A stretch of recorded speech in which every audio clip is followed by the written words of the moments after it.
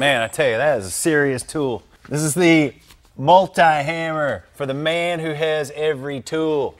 This is your one. It's the Lamborghini, the Ferrari. You know, the one that everybody walks into and they're like, really? That's the tool you have? You've got that tool. Seriously though, this tool does a lot of things. It can do stretching, shrinking, bead rolling. You can do English wheel, doming. And the reason it's like more than one machine is it's got a function where not only can it be a rigid hammer, but it can also be a sprung-loaded power hammer like Yoder type. So what we're doing now is doing shrinking, which this is about 5 minutes. And that is a serious piece of shrinking out of 5 minutes. And one of the reasons it does that is because it has so much power. I mean, when I'm using it right now, even though it's really controllable, you wouldn't want to get your finger in here. But you see I'm using it really slow, but you can also pump it up. You got a variable control here, so you can set it at a certain speed and go ahead and kind of crank it on. But like I was saying, the big deal is up on top. And if you look right here, there's a pin. If you lock this pin in, then it's in solid mode. So say you want to do some wheeling, if you want to do some beating, and it's locked into a hard position. But something like this, where you're like slap, slap, slap, slap, slap, most machines that are rigid like that, they don't like planishing because it just wears everything out. You're wearing out your bearings, you're wearing out the pins. This has a spring. So it's got a semi-elliptical front, kind of like an old hot rod, you know, basically like a half leaf spring that's up in the front. So when you pull that pin, you're using a spring to come off of here. And that way it doesn't ruin the tooling, but yet it's still, you get a lot of power. Obviously we've done shrinking. Let's put a planishing die in here and you can see that too.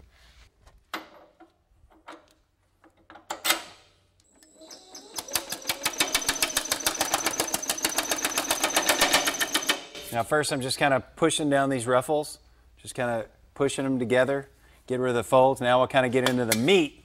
We'll start making some real beef.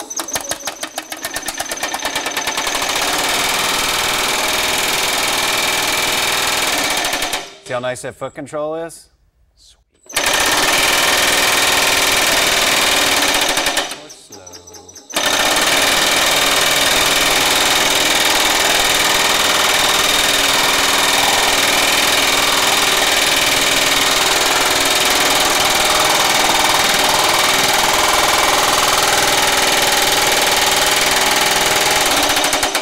That's real time. Look how quick that is. That's a lot of stretch. It's a lot of shrink to happen that fast and that smooth. Woo-hoo-hoo-hoo! Okay, so I got my beading die in. We've got our stop set, and we changed our stroke so that when you do these kind of beading functions, it's good to be able to get a lot of little bitty hits because you're trying to shape something instead of, you know, when you're trying to shrink or planish, you'll have a bigger stroke trying to get more power per blow. This, you want a lot of little bitty ones to try to make it nice and smooth. And the other thing we did is we locked it into rigid mode. So we're not using that spring anymore. Now we're using a rigid block. That way when we come in and make that line, it'll be nice and smooth and hard. And at that point, we check our height. So we kind of see how we're looking. So we've got a metal thickness in there. We'll do that by spinning it around via the wheel on the opposite side. At that point, we're ready to rock. So, cool thing about this too, you can start in the middle of the panel. So, I'll start that.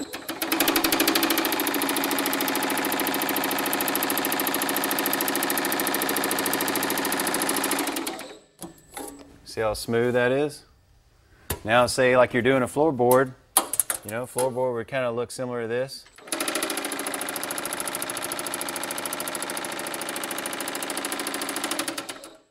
There you go. Turn this around a little bit so you can get your stroke out of the way. Wham! Another tool I need. That's a shock, isn't it?